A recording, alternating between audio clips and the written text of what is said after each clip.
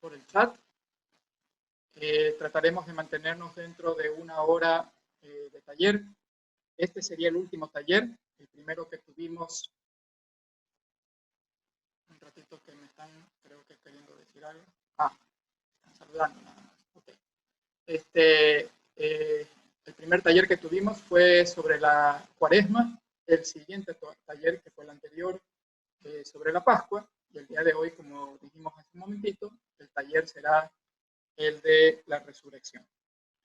Muy bien, recuerden que vamos a dar un certificado a las personas que asistan a los 3 talleres. Por lo tanto, igual que en los 2 talleres anteriores, a los que todavía no lo han hecho, porque veo que algunos ya se han adelantado un poquito, vamos en el chat poniendo nombre y apellido de los que estamos presentes para que sí quede el registro y poder entonces luego emitir esos certificados.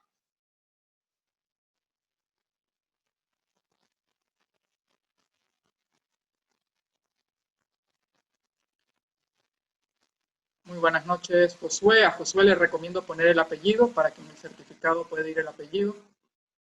Siempre pongan el apellido, ¿no? Buenas noches, Mayra y José.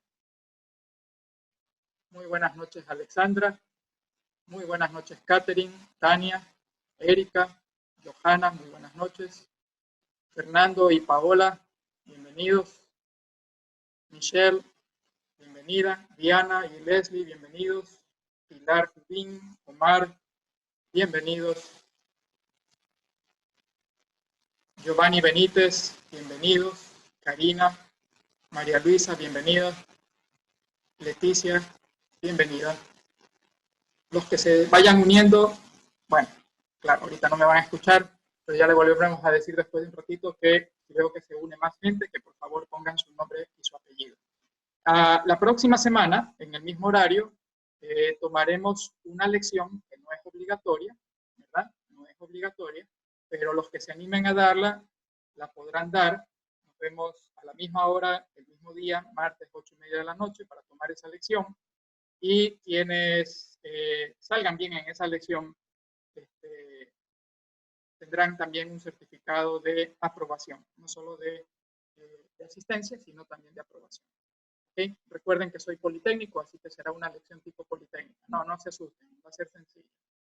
No soy Pablo muy sano, soy más suave. Ok, bien. Vamos a, igual que los talleres anteriores, a iniciar con una oración, invocando al Espíritu Santo para que nos ilumine, para que permita que en nuestras mentes y en nuestros corazones podamos recibir el mensaje que Él nos quiera enviar esta noche, para que podamos entender los pasajes bíblicos que vamos a revisar y sobre todo para que nos anime a vivir esos pasajes. Ven, Espíritu Santo, llena los corazones de tus fieles y enciende en ellos el fuego de tu amor. Envía tu Espíritu Creador y renueva la faz de la tierra. Oh Dios, que has iluminado los corazones de tus hijos con la luz del Espíritu Santo, haznos dóciles a sus inspiraciones para gustar siempre el bien y gozar de su consuelo. Por Cristo nuestro Señor. Amén. Bueno, felices Pascuas a todos. Debo comenzar con una pequeña cuña comercial, obviamente no para mí, sino para el autor de un libro en el cual estuvo inspirada parte del taller de la semana anterior. Y por mensajes que recibí de algunos de ustedes, sé que es un tema que les interesó mucho, que les gustó mucho.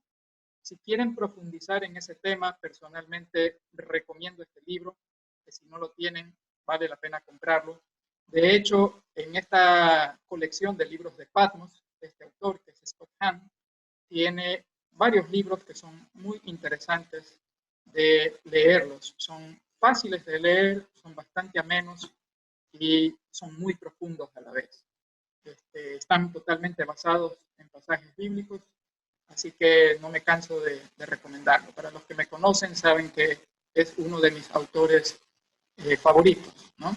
Entonces, el tema de las 4 copas en mayor detalle, en total profundidad, lo podrán estudiar en ese libro, ¿no? Y que obviamente es un libro relacionado a la Pascua y sobre todo, como siempre son los libros de Scott Hahn, apuntan siempre a la Sagrada Eucaristía. Bien, en la noche de hoy, como mencionábamos, vamos a cubrir el tema de la resurrección. Se escucha bajo. Ok. Yo estoy con el volumen máximo. Déjenme ver qué más puedo hacer por el audio. Voy a acercar un poquito la pantalla.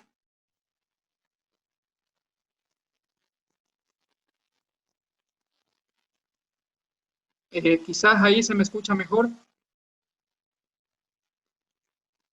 Catherine dice que escucha bien. De todas maneras, voy a apagar un ratito mi micrófono y lo vuelvo a prender. Listo, espero que se me escuche un poco mejor. He acercado la pantalla.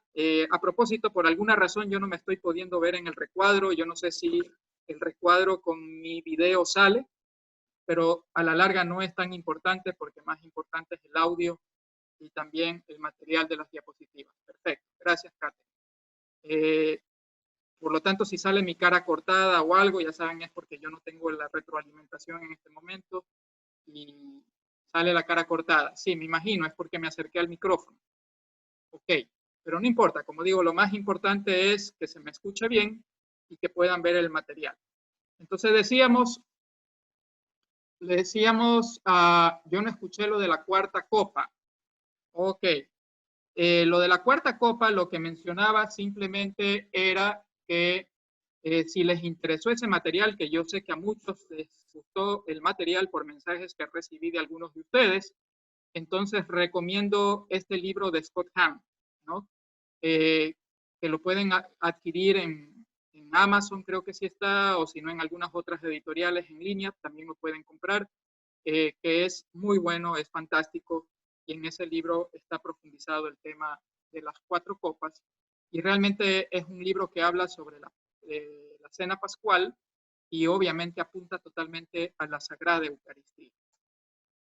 Bien, entonces, ahora sí, entrando en tema, mencionábamos que el día de hoy lo que trataremos es el tema de la resurrección, dado que ya estamos en Pascua de Resurrección. Y vamos, como han sido todos estos cursos, a tratar, estos talleres, a tratar de ver un poquito cómo responder ciertas preguntas. Obviamente para nosotros como católicos, si nos preguntan, ¿tú crees en la resurrección de Jesús? Obviamente vamos a decir que sí. Lo confesamos cada vez que vamos a la Santa Misa, en el credo, ¿verdad? Y por lo tanto decimos que sí. Pero sin embargo, si nos preguntaran qué argumentos podemos dar para decir que Cristo resucitó, entonces quizás sea un poquito más difícil de contestar, ¿no?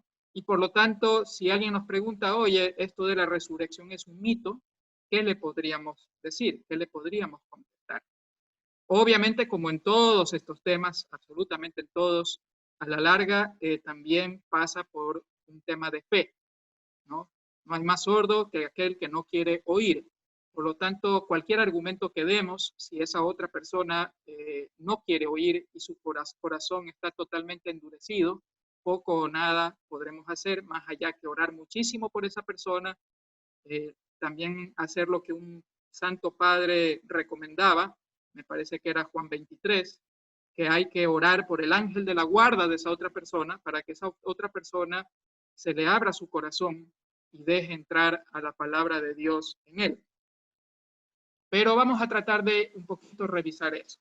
Y siguiendo nuestro estilo, para no aburrirlos, va una primera pregunta. Así que déjenme poner la primera pregunta en pantalla. Ojalá no tengamos el problema de la vez pasada que a veces no salían las preguntas en la pantalla.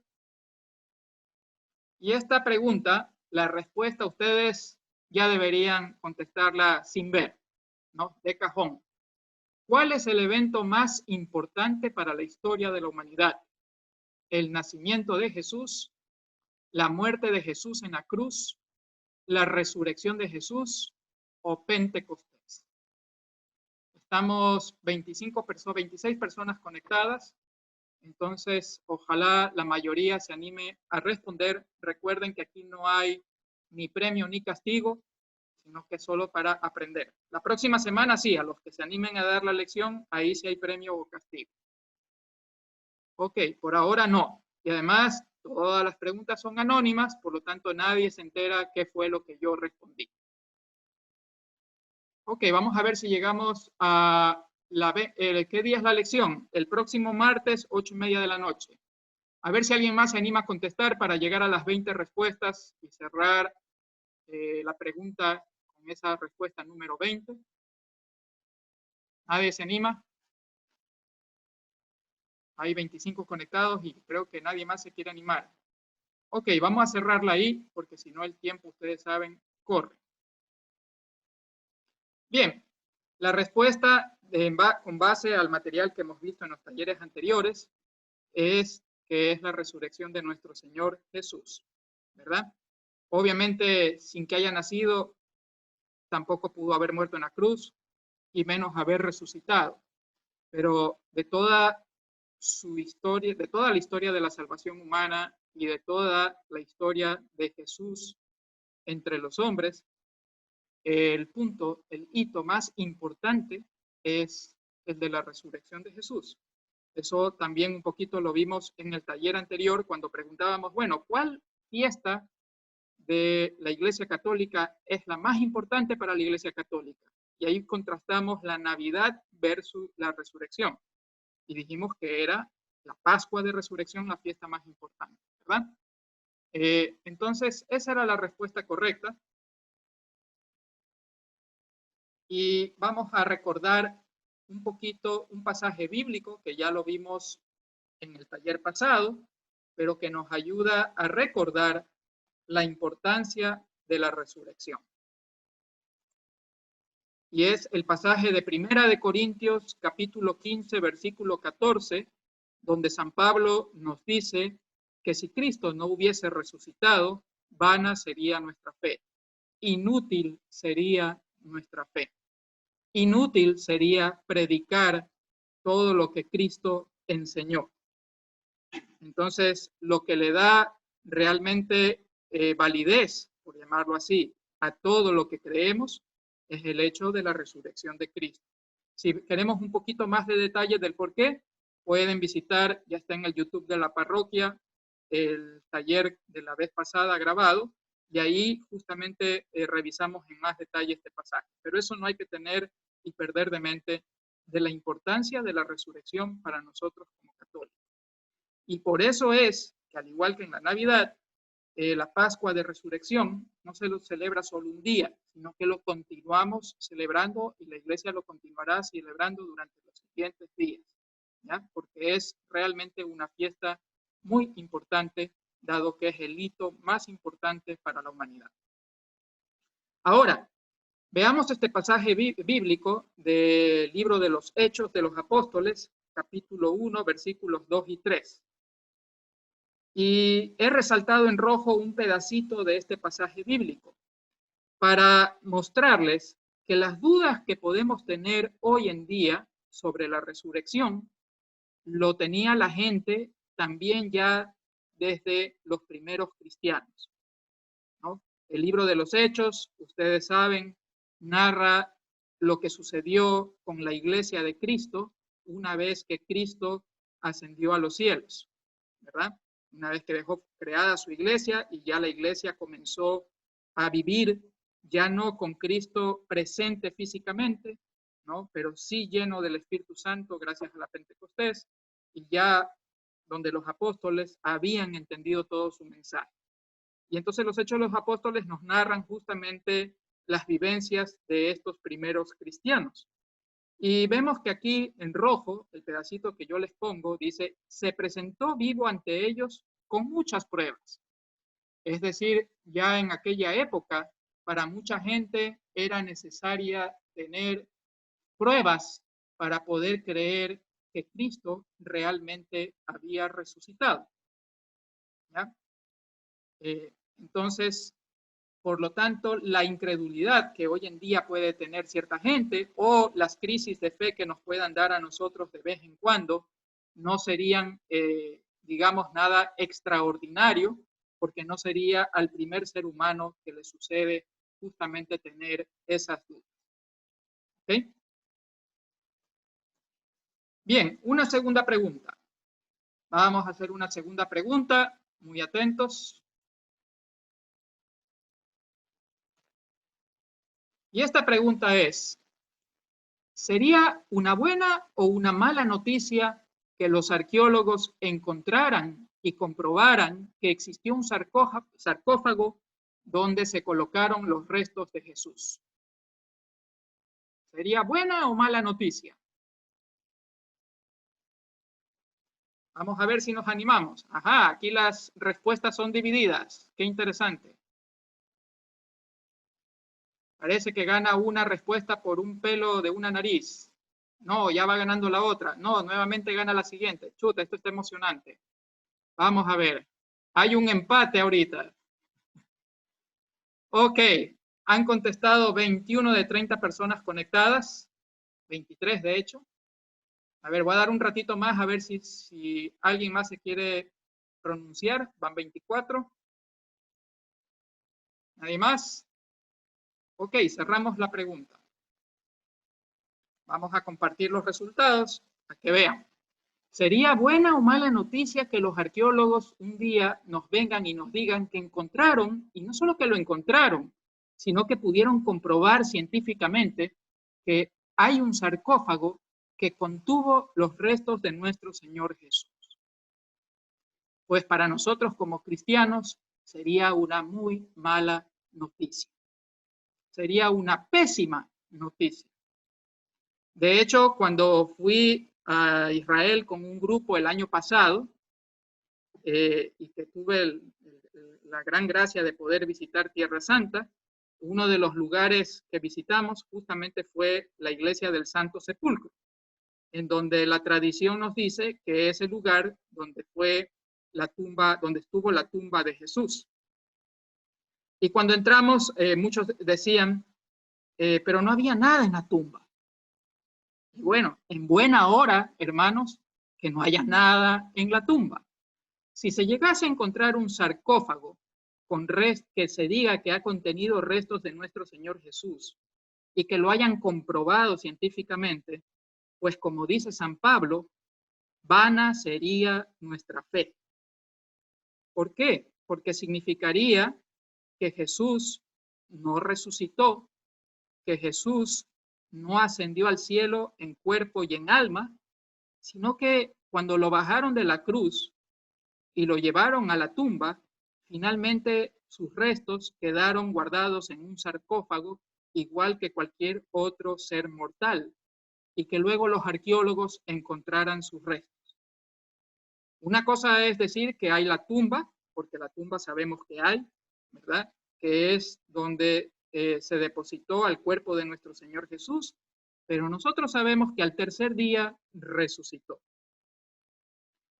Más adelante vamos a ver un pasaje donde recordaremos que pasados unos días, acuérdense que Cristo fue rápidamente puesto en el sepulcro porque le escogía el día sábado, y recordemos que los judíos en día sábado no pueden ni siquiera aplastar un botón porque no pueden trabajar, y enterrar a un muerto se considera trabajo.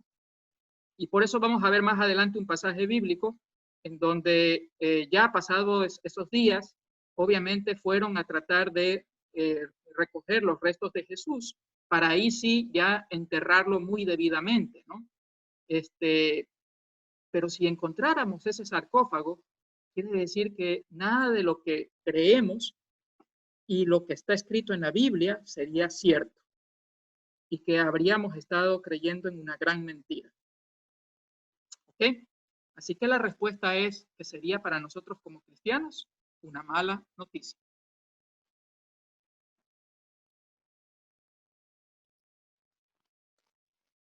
De hecho, cuando decíamos que desde la antigüedad, desde la época de los primeros cristianos, habían dudas sobre la resurrección y por eso los apóstoles le dicen, él lo hizo dando pruebas, era porque la gente pedía pruebas.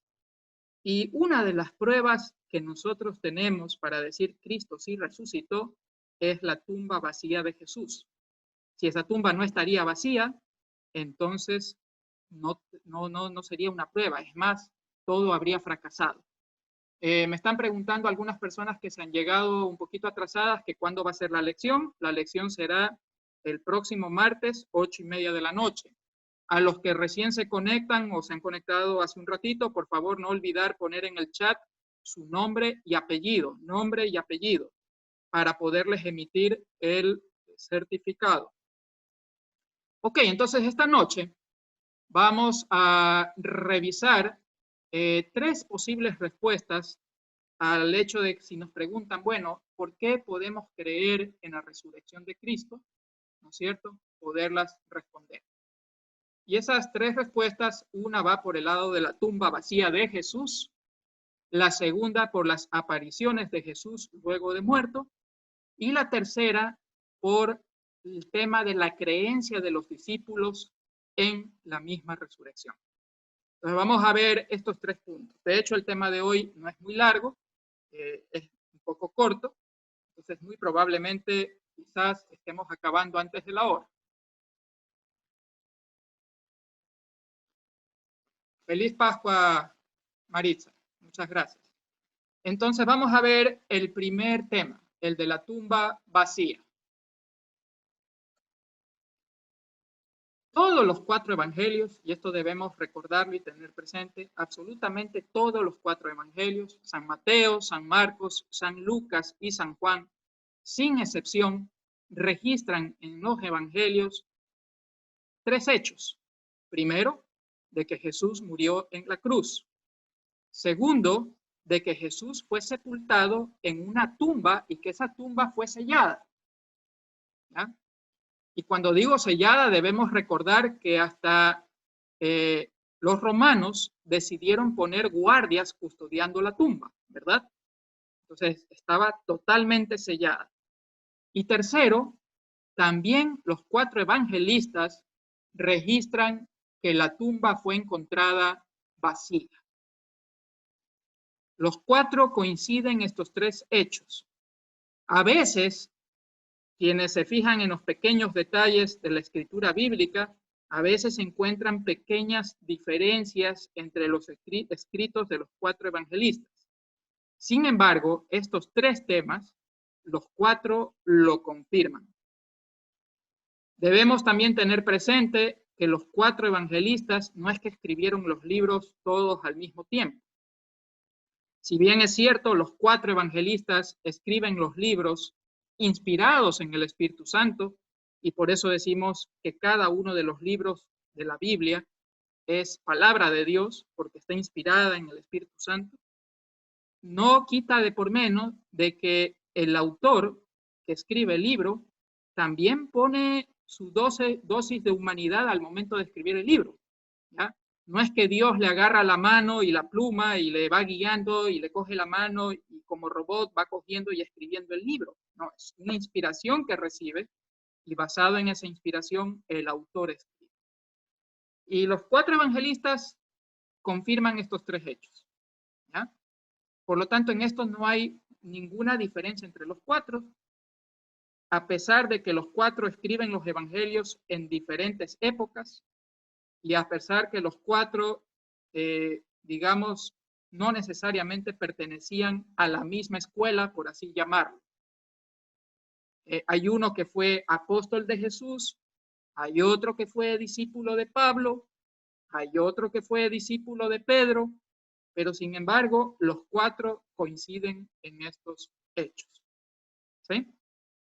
De los 4, quizás un poquito veamos lo que nos dice San Marcos. San Marcos en el capítulo 16, versículo 6, dice, Él les dice, no os asustéis, buscáis a Jesús Nazareno, el crucificado, ha resucitado, no está aquí. Mirad el lugar donde lo colocaron. Este pasaje corresponde cuando las mujeres van justamente al sepulcro para tratar de embalsamar a nuestro Señor y se topan con un ángel, con un enviado del Señor, que les dice, Él no está aquí, Él ha resucitado. Miren el lugar donde lo colocaron. Y obviamente lo que encontraron fue una tumba vacía. No lo encontraron. Él ya no estaba ahí. ¿Por qué pongo este evangelio en primer lugar? Porque acordémonos que decíamos que los 4 evangelios coinciden en decir que hay una tumba vacía, ¿no? Este detalle está en los 4 evangelios. Bueno, pongo en principal lugar el de Marcos, porque resulta que de los 4 evangelios, históricamente, este es el más antiguo de los 4. Dependiendo del científico que estudie el tema de la antigüedad de las Sagradas Escrituras, habrán unos que son los más pesimistas, que dicen que San Marcos fue escrito por los años 60 después de Cristo. Los más optimistas dicen que San Marcos fue escrito por los años 50 después de Cristo. Es decir, que el libro de San Marcos es un libro que fue escrito muy temprano, súper temprano. Solo tomemos en cuenta algo, ¿no? Porque cuando hablamos de 60 años después de Cristo, 50 años después de Cristo, puede sonar como bastante tiempo. Pero recordemos en qué año murió Cristo. ¿Ya? Cristo no muere en el año 0 después de Cristo o en el año, bueno, 0 después de Cristo no existe, en el año 1 después de Cristo, no muere en el año 1 después de Cristo. ¿Ya? Por lo tanto, no habían pasado ni 30 años de la muerte y resurrección de Cristo cuando ya se escribe el Evangelio de San Marcos. Y la pregunta que nos debemos hacer, una pregunta lógica, razonable que nos podemos hacer, ¿sería factible, sería posible que alguien pudiese escribir un libro donde hay gente que todavía probablemente no había muerto, como el mismo San Marcos, y que de alguna manera fue testigo de los hechos que ocurrieron durante la vida de nuestro Señor, y que no lo acusen a San Marcos de que está escribiendo toda una farsa? ¿Sería posible mantener la narrativa del Evangelio habiendo testigos que aún viven?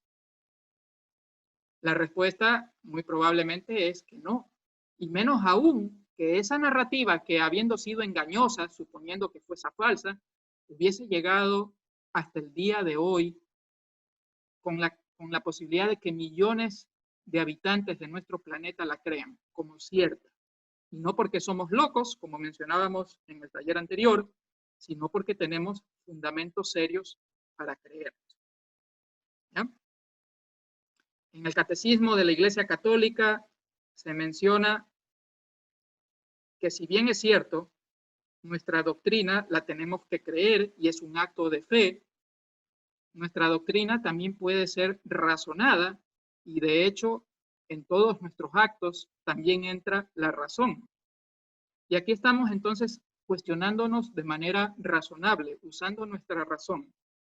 Es decir, ¿sería factible que ese libro hubiese sido tomado como cierto si los testigos que vivían se hubiesen encargado de desmentir al libro?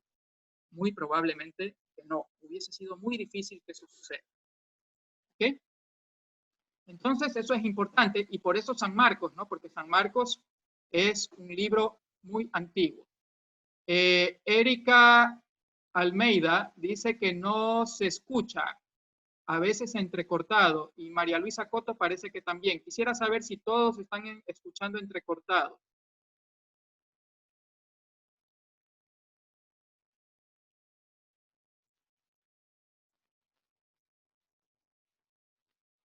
Ok, muchas gracias. Parece que vi un mensaje viejo. Muchas gracias.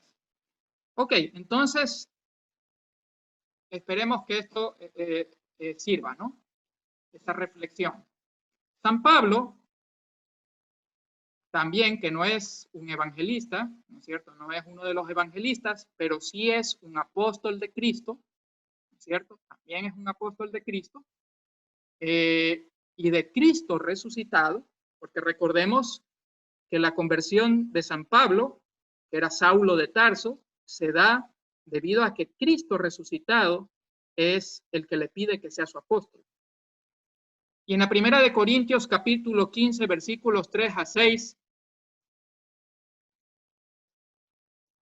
Lourdes, todo el mundo está escuchando bien. Yo recomendaría a Lourdes que tal vez apague un ratito el audio y vuelva a prenderlo, ¿ya? Porque aparentemente la mayoría sí está escuchando bien. Entonces, en la primera de Corintios, capítulo 15, versículos 3 al 6, San Pablo nos dice lo siguiente: porque os transmití en primer lugar lo mismo que yo recibí.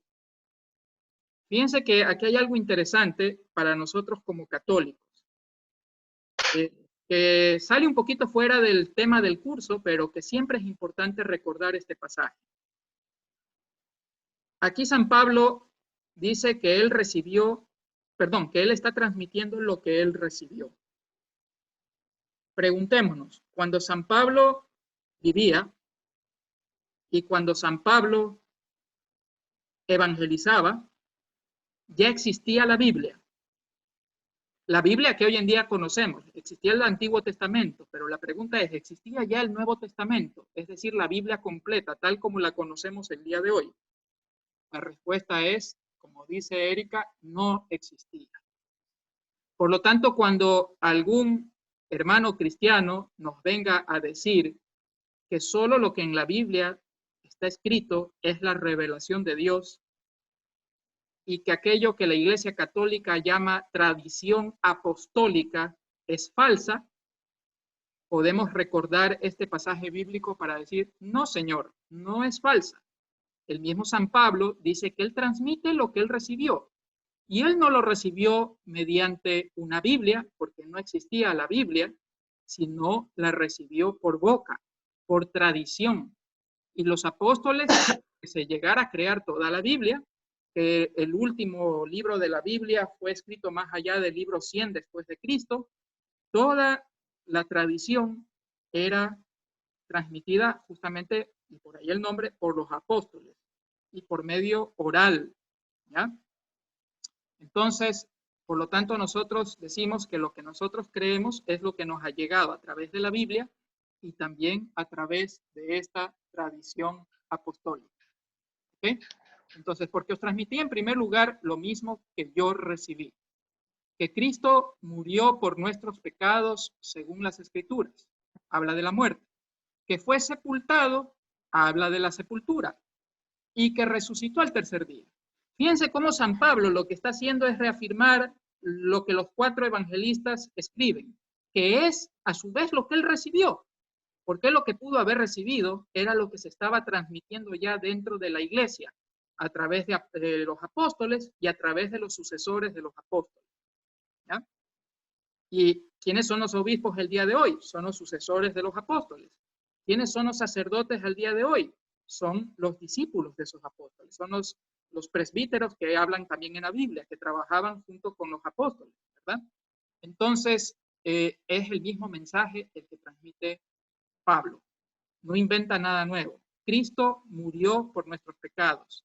Cristo fue sepultado y Cristo resucitó el tercer día según las Escrituras.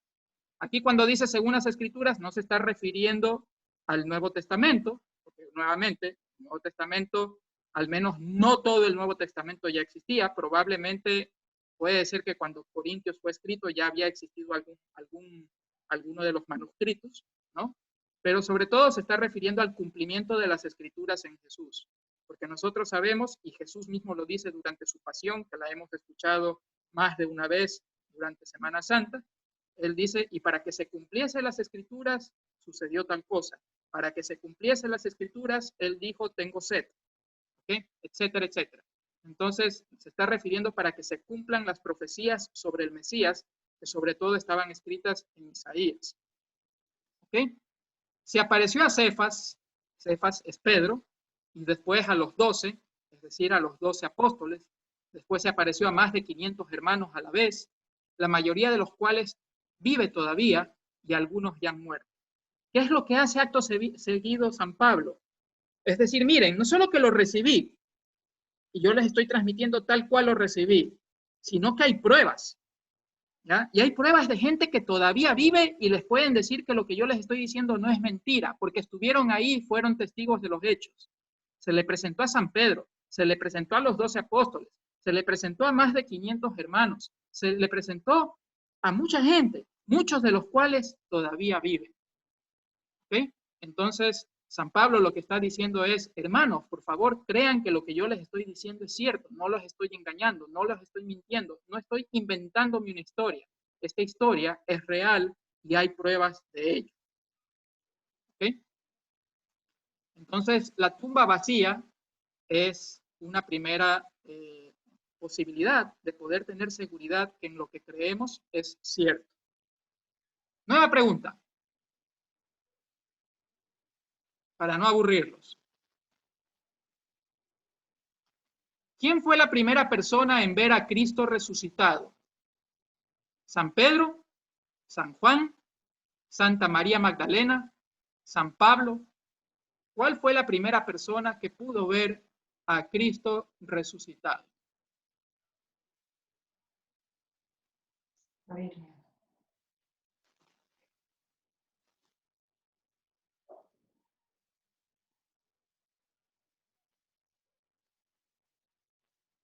Ok, van 23 que han contestado. A ver si se animan un par más antes de cerrar. 24, muy bien. ¿Alguien más? 25, perfecto. Vamos a ver los resultados. ¿Quién fue el primero, obviamente de acuerdo a la Biblia, que son los hechos que nosotros tenemos, en poder ver a Cristo resucitado? Que en realidad deberíamos decir, ¿quién fue la primera persona a la que Cristo resucitado se le aparece? ¿No? ¿San Pedro, San Juan, Santa María Magdalena o San Pablo? La persona que tuvo mayor votación fue Santa María Magdalena, lo cual es correcto. Santa María Magdalena es la primera persona que pudo ver al Señor resucitado. Por eso en parte se la llama también la apóstol de los apóstoles. ¿Ya? Ya vamos a ver un poquito el porqué. San Pedro y San Juan, hay un relato muy, muy bonito, muy interesante, que a veces, por favor, cuando lean la Biblia, léanla fijándose en los pequeños detalles que a veces son deliciosos, verdaderamente deliciosos. Este pasaje bíblico es cuando San Pedro y San Juan van corriendo a la tumba de Jesús, porque justamente María Magdalena les había dicho lo que había sucedido, van corriendo, ¿verdad? Y obviamente San Juan era más joven que San Pedro. Este texto lo podemos encontrar justamente en el Evangelio de Juan. San Juan era más joven que San Pedro, ¿verdad? Y San Juan le gana la carrera y llega primero a la tumba. Y a ver si por el chat me contestan. ¿Quién pudo verlo primero, Juan o Pedro? ¿Quién se anima por el chat a contestar? Juan, no, a ver, Pedro. Pedro no quiso, Pedro. Ok, está disputada la respuesta, ¿no? Entre Pedro y Juan. La cuestión es que San Juan llega primero, pero él no entra en la tumba. Él se queda afuera esperando a que llegue Pedro. ¿Ya? Y deja que Pedro sea el primero en entrar. Muy interesante, ¿no? Muy interesante. Y para nosotros como católicos, eso nos deja también entrever el señorío, por así decirlo, aunque esa palabra quizás no sea la más adecuada o sea mal entendida, la primacía que tenía Pedro sobre los apóstoles, ¿no? San Juan entonces dicen, no, pues yo no puedo entrar primero, tiene que ser San Pedro el que entre primero. Y se queda esperándolo afuera, y una vez que entra San Pedro, él entra. Muy interesante. Pero la primera persona en ver a Cristo resucitado es María Magdalena. Y eso lo podemos ver en unos pasajes bíblicos. Primero veamos un pasaje bíblico en donde también podríamos decir que son las mujeres las primeras que se enteran de la resurrección. Ojo, es diferente enterarse de la resurrección que ver a Cristo resucitado, ¿ya? Pero son las primeras en enterarse de la resurrección. María Jiménez pregunta si Pedro y San Juan no puede ser por respeto. Por supuesto que es por respeto, ¿ya? Es por respeto a San Pedro. Entonces, las mujeres son las primeras en ver la tumba vacía. Son las primeras en enterarse que la resurrección había sido cierta. No lo ven a Cristo resucitado, pero sí ven la tumba vacía. Leamos el pasaje de Marcos, capítulo 16, versículos 1 al 4. Pasado el sábado, María Magdalena y María de Santiago y Salomé compraron aromas para ir a embalsamar a Jesús. Como yo les decía, luego de que había ya pasado el sábado, las mujeres deciden ir a embalsamar a nuestro Señor Jesús, a darle la correcta sepultura que debía tener, que quizás no la pudieron hacer el mismo día sábado, bueno, no el día sábado, sino el viernes, antes de que les agarre el sábado, porque ustedes saben, como decíamos, que los judíos en sábado no pueden hacer nada, ¿no? Entonces corren para hacer esto, ¿no? Y en el camino, mientras iban a la tumba, se iban preguntando, se decían unas a otras, ¿quién nos removerá la piedra de la entrada del sepulcro? Porque obviamente era una piedra muy pesada, como sabemos de las mismas Sagradas Escrituras, ¿verdad? Entonces ellas se preguntaban, ¿quién nos irá a remover la piedra del sepulcro? Nosotras tres mujeres como que quizás no seamos capaces. ¿Quién nos la removerá? Y al mirar, vieron que la piedra había sido removida a pesar de que era muy grande. Entonces, las mujeres fueron las primeras en darse cuenta que nuestro Señor ya no estaba en la tumba, que la piedra de la tumba que había estado sellada había sido removida. Y un poquito más adelante, en el mismo Evangelio de Marcos, capítulo 16, versículo 9, San Marcos nos dice, después de resucitar al amanecer del primer día de la semana, se apareció en primer lugar a María Magdalena. Cristo resucitado se apareció en primer lugar a María Magdalena. Las mujeres son las primeras en conocer de la resurrección. Una mujer, María Magdalena, es la primera en ver a Cristo resucitado. Y obviamente ella corre a contárselo a los apóstoles, ¿no? Corre, porque obviamente estaba tremendamente alegre de haber sabido, como dice San Pablo, que vana no ha sido la fe, que todo lo que había prometido nuestro Señor Jesucristo se había cumplido al pie de la letra. Y entonces corre a decírselo a los apóstoles. ¿Ya? Y por eso se la llama la apóstol de los apóstoles. Ahora, entonces, por los pasajes bíblicos, debe estar claro para nosotros que las primeras en descubrir la resurrección son las mujeres, no los hombres, son las mujeres. No es San Pedro, son mujeres. En segundo lugar, también debemos tener presente que en la antigua cultura judía, el testimonio de las mujeres carecía absolutamente de valor. De acuerdo a la ley mosaica, y más que a la ley mosaica, se le dice ley mosaica, pero a lo que está escrito también en Levíticos, los testimonios tenían que ser de varones. No podía ser un testimonio de mujer. El testimonio de la mujer prácticamente no valía nada. ¿Ya? Y esa era una realidad en la antigua cultura judía. Y entonces, nuevamente, de manera muy razonable, nos podemos cuestionar algo. Así como en la tumba vacía nos cuestionábamos si estos relatos de los evangelistas podían tener asidero habiendo testigos vivientes, acá nos vamos a cuestionar otra pregunta. Si la historia realmente fuese un invento, es decir, lo que está escrito en los evangelios, en las cartas de San Pablo, en todo el Nuevo Testamento, fuese un invento, ¿por qué aquellos que escribían el invento tenían que poner a las mujeres en un rol preponderante en esa historia? ¿Por qué tenían que darle la primicia de conocer la resurrección de Cristo a las mujeres? ¿Por qué tenían que poner a María Magdalena como la mujer, perdón, como el ser humano que vio en primer momento a Cristo resucitado y que se convierta en la llevadora del mensaje a los apóstoles? No tendría mayor sentido para la cultura judía escribir tales libros de esa manera. Por eso es que nosotros decimos lo que está escrito es cierto, ¿ya?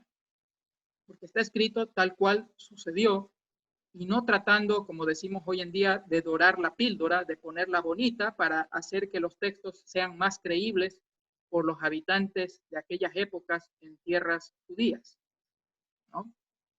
Entonces, ese es un cuestionamiento razonable y serio que nos podemos hacer. Además que este pasaje es muy interesante también cuando nos dicen que en el cristianismo y en la Iglesia Católica las mujeres tienen un segundo lugar. Basta recordar a la Virgen María y saber lo que significa la Virgen María para nosotros como los católicos, la Madre de Dios, ¿no? Basta ver estos pasajes donde las mujeres son las que tienen las primicias de estos actos que son verdaderamente importantes para nuestra historia de la salvación. De hecho, comenzamos el taller de hoy recordando que el hito más importante para la humanidad es la resurrección y son las mujeres las que lo logran ver en primer lugar. Entonces, realmente no es así. Ahora, este relato, estos relatos en general, y este de las mujeres, tiene creencia en la época en que los evangelistas escribieron los libros. Pues leamos San Mateo, capítulo 28, versículos del 11 al 15. Mientras ellas se iban, ellas son las mujeres, ¿verdad? Algunos de la guardia fueron a la ciudad y comunicaron a los príncipes de los sacerdotes todo lo sucedido. Se reunieron con los ancianos, se pusieron de acuerdo y dieron una buena suma de dinero a los soldados diciéndoles: tenéis que decir, sus discípulos han venido de noche y lo robaron mientras nosotros estábamos dormidos. Y en el caso de que esto llegue a oídos del procurador, nosotros le calmaremos y nos encargaremos de vuestra seguridad. Ellos aceptaron el dinero y actuaron según las instrucciones recibidas. Así se divulgó este rumor entre los judíos hasta el día de hoy. Eso escribe San Mateo, ¿verdad? Entonces, ¿qué es lo que nos está relatando acá? Que obviamente que los judíos que habían estado atrás de la crucifixión de Jesús se llegan a enterar del hecho de que habían testigos ya de la resurrección, a pesar de que los soldados romanos estaban fuera de la tumba, y los sobornan a los soldados romanos para que inventen una historia.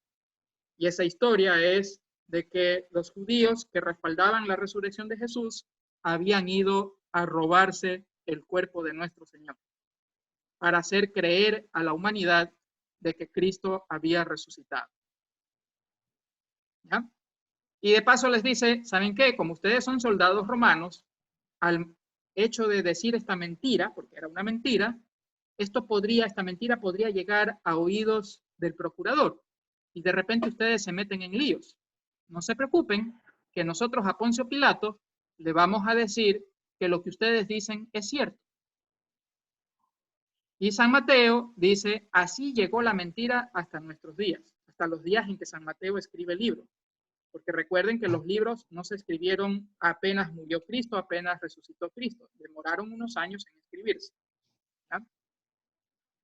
Entonces, ya desde esa época,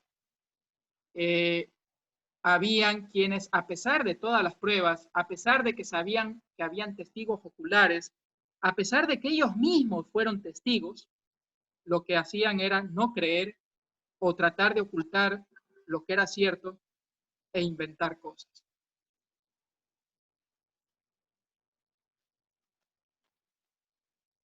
Ok, ahora vamos a ver las apariciones de Jesús, que era la otra posibilidad de argumentar, ¿no? Las apariciones de Jesús. Y aquí, nuevamente, como ya hablé mucho, hay una nueva pregunta.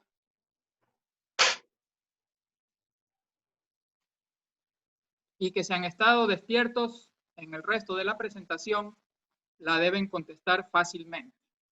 ¿Cuál es el mayor número de personas a las que Jesús resucitado se aparece al mismo tiempo? 12, 13, 400, más de 500. Hace un rato ya lo dijimos cuando leímos un texto. A ver si han estado atentos. A ver, anímense, recuérdense, aquí no pasa nada si se equivocan.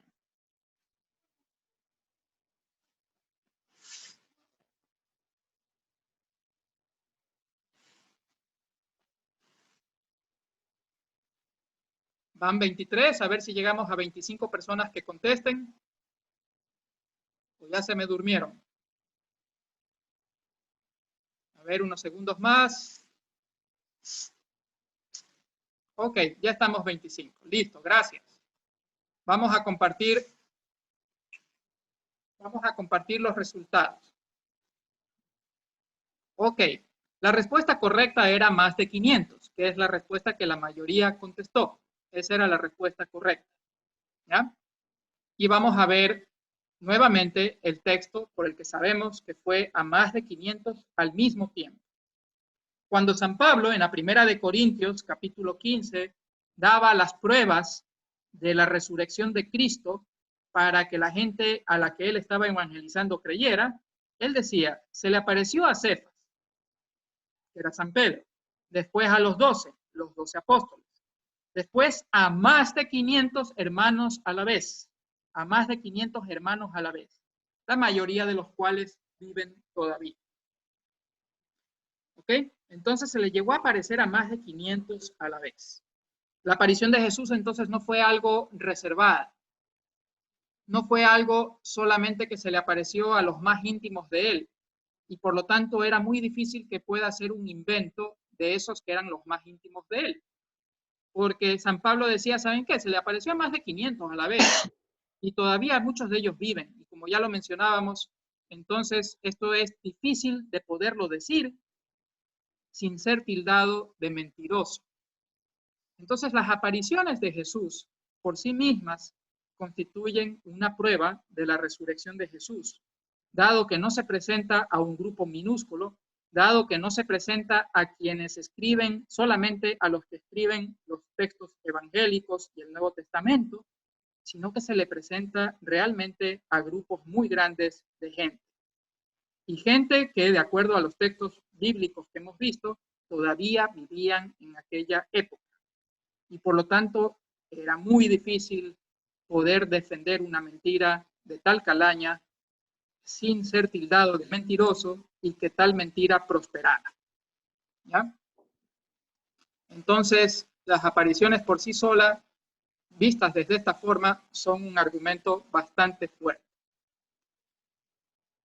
Y finalmente, vamos a ver, dado que a los discípulos de Jesús se les aparece, hablamos de discípulos, ¿no? Aquí no solamente hablamos de apóstoles, por ejemplo, aquí están los discípulos de Maús también, dado que a los discípulos de Jesús se le presenta el resucitado y ellos son testigos de la resurrección de Cristo, la otra cosa que podemos revisar es cuál es la actitud de estos discípulos ante tal resurrección. ¿Ya? Y creo que aquí tenemos nuestra última pregunta, porque ya estamos acercándonos a la hora y ya es hora de ir cerrando. Los discípulos de Jesús, incluyendo sus apóstoles, creyeron desde un inicio que Jesús había resucitado. No consideremos el caso de Santo Tomás, ¿ya? Porque el caso de Santo Tomás es muy famoso, ¿no? Ver para creer. Hasta que no meta mi dedo en sus llagas, no voy a creer. Entonces, dejando a un lado a Santo Tomás, podemos decir que los discípulos de Jesús creyeron en la resurrección, ya obviamente con estas apariciones que hemos hablado y hemos visto, creyeron en la resurrección de Jesús? ¿Sí o no? Inicialmente, ¿no? Como dice ahí, inicialmente, desde un inicio. Van 18, a ver si nos animamos. Recuerden que no hay castigo al que contesta mal, tampoco hay ningún premio para el que contesta bien.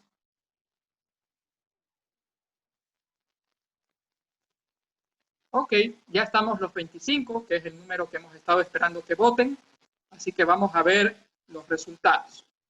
Fue bastante peleado. Un 44% respondió que sí creyeron desde un inicio, y un 56% respondió que no creyeron desde un inicio.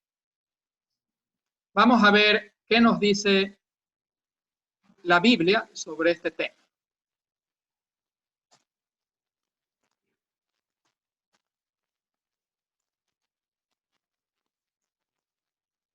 La respuesta la encontramos en varios textos bíblicos.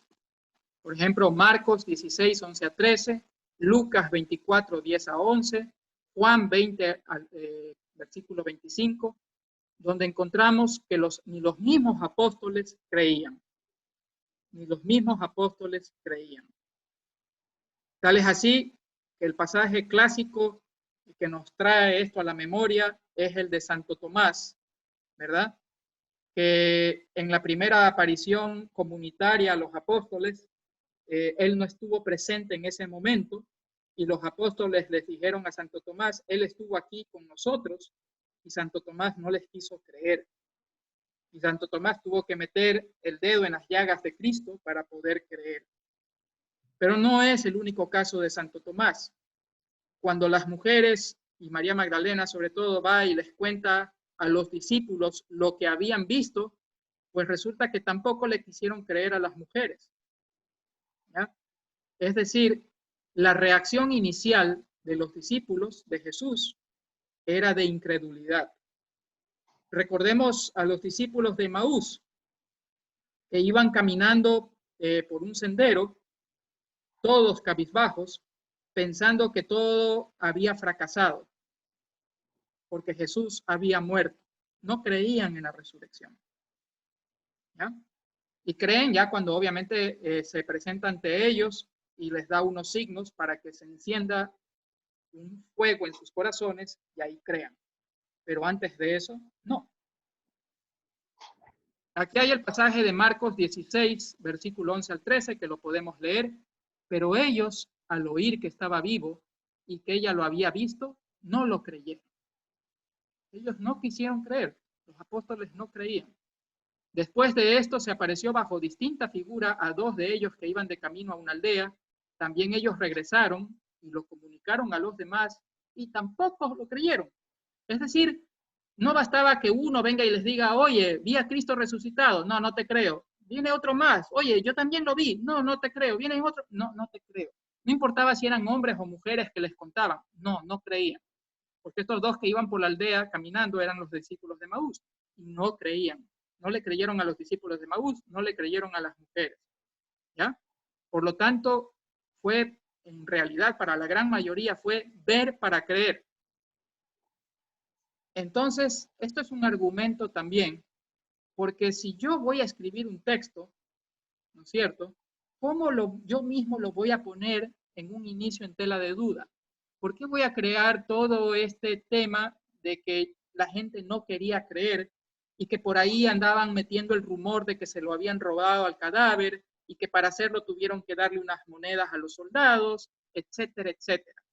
Eso más bien como que causaría menos fuerza al texto que yo estoy queriendo vender. Recordemos que los apóstoles tuvieron miedo hasta el mismo día de Pentecostés, ¿sí? Tuvieron miedo hasta el mismo día de Pentecostés. Es decir, que en realidad ellos empiezan ya a evangelizar con fuerza es después de que Cristo resucita y después de que Él les envía al Espíritu Santo, ¿no?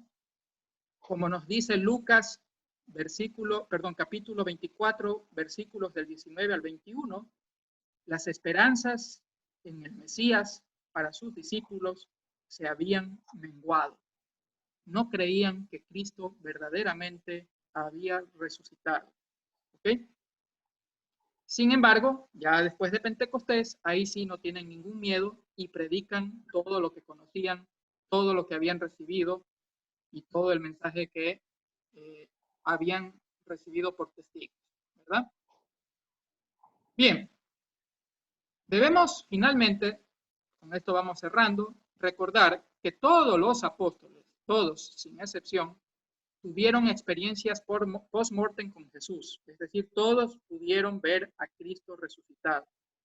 E inclusive algunos de ellos luego los narraron en sus escritos, como por ejemplo San Juan, ¿sí? Como por ejemplo San Pablo. ¿Okay? Entonces algunos lo relataron. Y que realmente cuando ya todos ellos lo hacen público, es después de Pentecostés, no antes, porque tenían temor, como habíamos dicho. Y la pregunta que nos podemos hacer, me voy a saltar esta de San Pablo, para ya cerrar, porque ya es hora. La pregunta que nos podemos hacer es, ¿qué ganaron con esto? ¿Ellos querían hacerse famosos? ¿Ellos querían ganar dinero? ¿Querían ganar poder? ¿Por qué lo hicieron? La historia nos narra que no ganaron nada de eso. Lo que ganaron fue persecución, lo que ganaron fue tortura, lo que ganaron fue martirio. Ni poder, ni plata, ni dinero, ni nada por el estilo. Ganaron lo que ganaron fueron cosas que más bien la gente le huiría. Se atrevieron a escribir textos que sabían que les iba a ganar esta muerte. Se atrevieron a evangelizar a pesar de que eran perseguidos. San Pablo dice, no puedo hacer menos. Si mi Señor murió en la cruz, pues yo también tengo que dar lo máximo que pueda para evangelizar. Entonces, realmente es muy difícil pensar que ellos escribieron estos textos y se inventaron toda esta historia porque buscaban otra cosa que no sea contarnos la verdad que ellos creían fielmente, fervientemente en sus corazones, y que era que Cristo murió en la cruz para redimirnos de nuestros pecados, que fue sepultado en una tumba sellada y que resucitó al tercer día según las Escrituras. Y la otra cosa que se desprende de todo esto es cuántos millones de cristianos, ni siquiera digo católicos, de cristianos habemos en el mundo el día de hoy. Y hemos creído generación tras generación en un cuento contado por unos locos que lo que buscaban era persecución, tortura y martirio, que humanamente no tiene mayor explicación y que sabemos nosotros que todo tiene aquí un orden sobrenatural, ¿verdad? Por lo tanto, pensar nuevamente que todos estos escritos son falsos, que lo que buscaban eran engañarnos. Siempre uno debe preguntarse, y aquí viene la última pregunta razonable que nos podíamos hacer, es ¿con qué propósito? ¿Cuál era el propósito humano por el cual ellos querían engañar? Y no hay una respuesta lógica humanamente hablando, ¿ya? Por lo tanto, esos escritos son ciertos y lo único que buscaban ellos eran transmitir la verdad que habían recibido, tal cual la habían recibido. Bien, vamos a despedirnos haciendo la oración que hemos estado haciendo estas semanas a San José, que el Papa Francisco nos ha recomendado realizar. En el nombre del Padre, del Hijo, del Espíritu Santo. Amén. Protege, Santo Custodio, a nuestro país. Ilumina a los responsables del bien común para que sepan, como tú, preocuparse por las personas confiadas a los que tienen responsabilidad. Dona la inteligencia de la ciencia a cuantos buscan medios adecuados para la salud y el bien físico de los hermanos. Sostiene a quien se entrega por los necesitados, los voluntarios, los enfermeros, los médicos que están en primera línea del cuidado de los enfermos, también a costa de su propia seguridad. Bendice San José a la Iglesia. A partir de sus ministros, hazla signo e instrumento de tu luz y de tu bondad. Acompaña, San José, a las familias. Con tu silencio orante, construyes la armonía entre padres e hijos, de modo particular entre los más pequeños. Preserva a los ancianos de la soledad. Haz que ninguno quede a merced de la desesperación del abandono y del desánimo. Consuela a los más frágiles. Fortalece a quien duda. Intercede por los pobres. Con la Virgen María, suplica al Señor para que libere al mundo de toda pandemia. Amén. Felices Pascuas, hermanos, y a los que se animen a dar la lección, ya saben, nos vemos el próximo miércoles a las 8:30 de la noche. Con el resto, ha sido un gusto servirlos durante este tiempo. Muy buenas noches.